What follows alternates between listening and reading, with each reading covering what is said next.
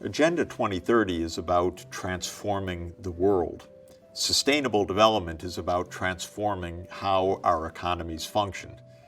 Our economies and our global economy that knits together the national economies through trade and finance and technology flows does a pretty good job of creating economic growth and wealth, but it does not do such a good job of creating social inclusion, that is, shared prosperity.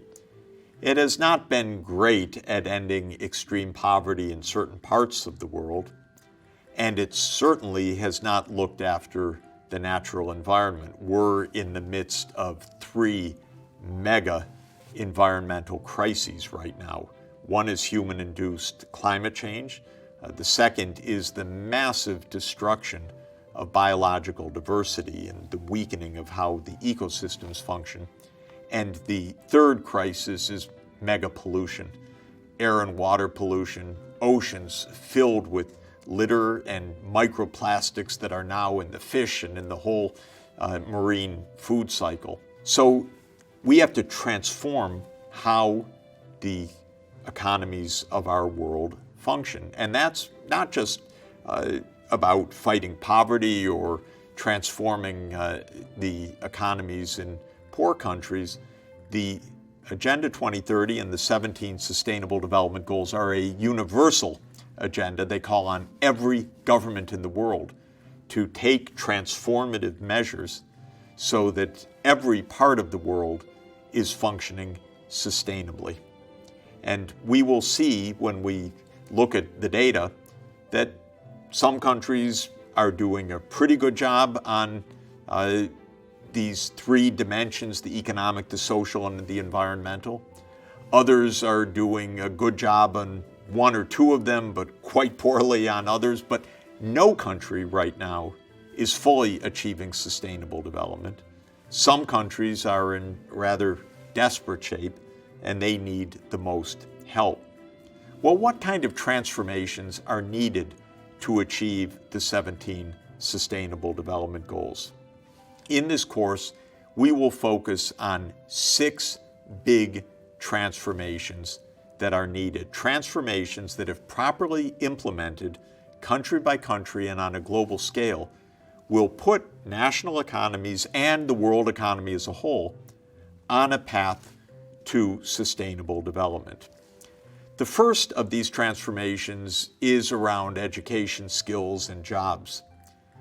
That is, that we make sure that every country has an education system thought about quite broadly, so it includes formal education, adult education, ongoing lifetime learning, school-to-work programs, and other aspects of skill building that creates societies that are well-educated, that have the skills for the 21st century, and that can participate in innovation.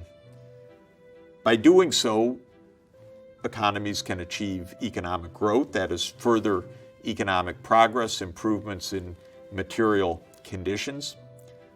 Good jobs will be generated, and economies will become more innovative so that economies can create themselves new technologies, new business approaches, new business processes to improve human well-being. The second big dimension of transformation is health. We want a healthful society. In fact, health and more generally well-being. So physical health, mental health, and communities that are peaceful and thriving. This too requires significant transformations. In some places in the world, even the most rudimentary healthcare is not available for very poor people. And this leads to millions of children dying every year before their 5th birthday because they're living in places without even a rudimentary healthcare system. In other places, such as my country, the United States, there's a tremendous expenditure on healthcare, but it's unevenly accessed. Some people do not have access, cannot afford access to healthcare that they need. And even with that big and expensive healthcare system, there are some huge crises of well-being, rising suicide rates, rising substance abuse, addictions to opioids, for example, epidemics of depression. And so one can have a healthcare system but have a well-being crisis. So transformation number 2 is about health and well-being. Transformation number 3 seeks to address and urgently needs to address human-made climate change, which is caused by our use of fossil fuels, coal, oil, and gas that when burned release carbon dioxide into the atmosphere. And carbon dioxide has a property of trapping heat in the earth and warming the planet. And our economies use other chemicals and material processes that release other kinds of gases that also cause global warming, so-called greenhouse gases like methane and nitrous oxide and some other industrial chemicals.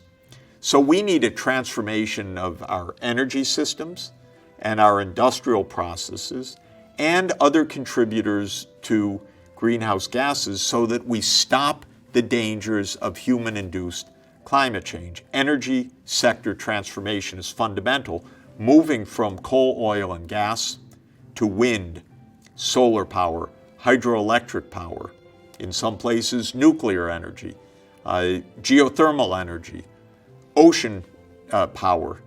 These are kinds of primary energy sources that do not emit carbon dioxide into the atmosphere and therefore do not warm the planet and cause human-induced climate change in the same way that our fossil fuels do. We need to turn wastes into new kinds of inputs for products or make products that are biodegradable rather than plastics that end up polluting the environment massively. The fourth transformation is sustainable land use, especially around agriculture. It turns out that agriculture itself, the way we grow food or forests or pasture land, the way we fish, can have devastating effects on the environment, especially if you clear forests to make a new pasture land or new cropland. You massively destroy the habitats for millions of species on the planet. Chemicals used in agriculture, such as pesticides, can be terribly polluting. The chemical fertilizers, such as nitrogen-based fertilizers and phosphorus-based fertilizers, can lead to massive runoff of nitrogen and phosphorus molecules that end up creating big pollution when they aggregate at the coastlines. So we need a transformation of how we grow food all over the world, how we manage forests, how we manage fisheries, so that we're not destroying the very biodiversity that we share the planet with and that we depend on for our food supply and our well-being. Sustainable food and land use, therefore, is the fourth big transformation. The fifth big transformation is to make our cities work sustainably. Many cities today are massive sprawls of pollution, traffic jams, often urban-borne diseases like dengue fever, crises of water supplies that have led to huge water scarcity in major cities of the world during drought periods, such as in Cape Town, South Africa, or Sao Paulo, Brazil. We need smart cities, smart in terms of transport, in terms of buildings, in terms of energy use, that we're able to make cities that are livable, healthful, walkable, green, pleasant places to live, safe from the kind of environmental threats that now imperil so many urban livers around the world.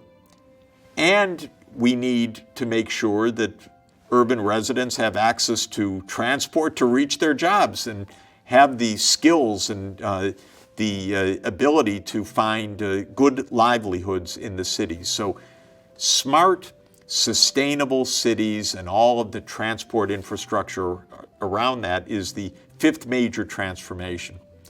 The sixth and final of the grand transformations that will be necessary to achieve sustainable development is to harness in a positive way the digital revolution that is all around us. We know from our smartphones and the internet and social media, we're living in a new world. Our lives are being transformed by artificial intelligence, by robotics, by 3D manufacturing, which is molecular assembly of products using the internet to transmit the underlying data for the manufacturing. The genomics revolution is a digital information revolution that is transforming healthcare and drug discovery. Well, there are so many potential positive aspects of this digital revolution that every society must, as a core part of its transformative strategy, build access to worldwide information through the internet, to broadband connectivity, to using artificial intelligence. But this transformation also comes with many, many perils, because artificial intelligence can be misused. It can end up with new kinds of warfare, cyber warfare or autonomous weapons. The internet can be not only a vehicle for transmitting information, but a vehicle, of course, for spying and surveillance, for loss of privacy, for manipulation of politics, such as occurred in the United States in the 2016 presidential elections and in other parts of the world as well.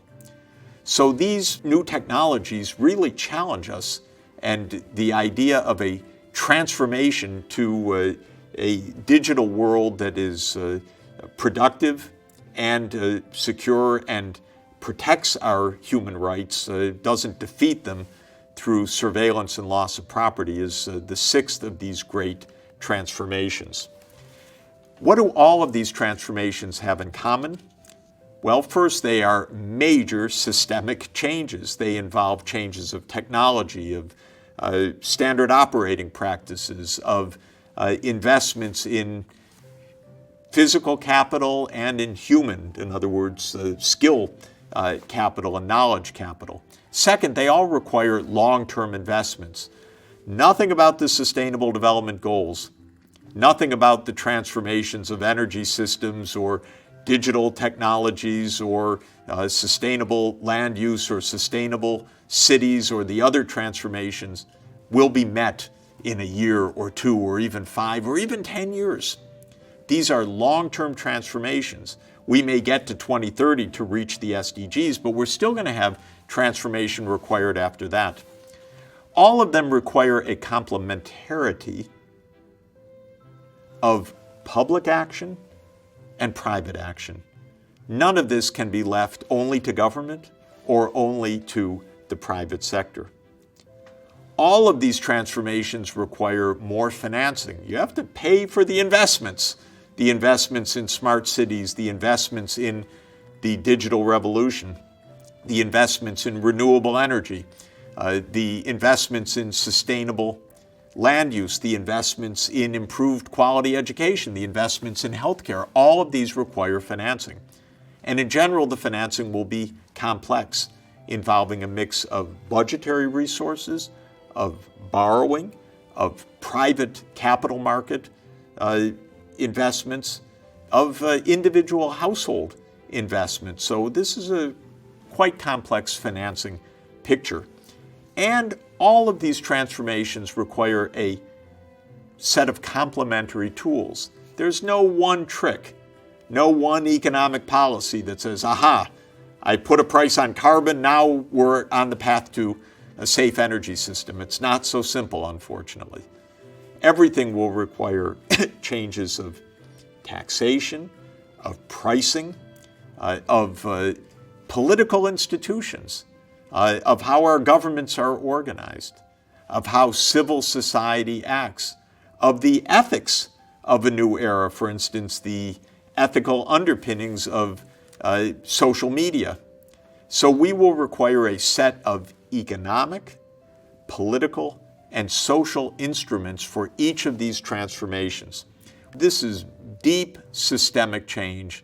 It's one of the exciting but core aspects of achieving the Sustainable Development Goals.